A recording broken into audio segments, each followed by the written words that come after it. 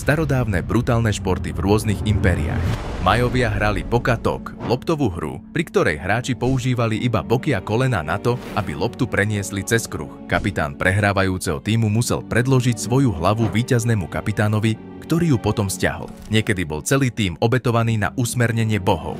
Vikingovia mali svoju vlastnú verziu súťaže v ťahaní za lano, pri ktorej dva tímy ťahali za zvieracie kože nad jamou s ohňom. Prehrávajúci samozrejme padli do ohňa, zatiaľ čo víťazi odchádzali s korisťou z práve vyplieneného mesta, ktorá pre nich hlavne zahrňala ženy. Egypťania hrali šerm na rieke Níl. Dvaja hráči na člne veslovali jeden proti druhému plnou rýchlosťou a udreli súpera veslom, snažiac sa ho zhodiť do vody. Krokodíly v rieke by potom vstúpili do deja, čo znamenalo, že prehra nebola možnosťou. Rímania boli známi gladiátorskými hrami, kde bojovníci bojovali až do smrti pre zábavu davu. Divoké a hladné zvieratá boli pustené, aby ešte viac zvýšili napätie. Poznáte ešte nejaké starodávne športy?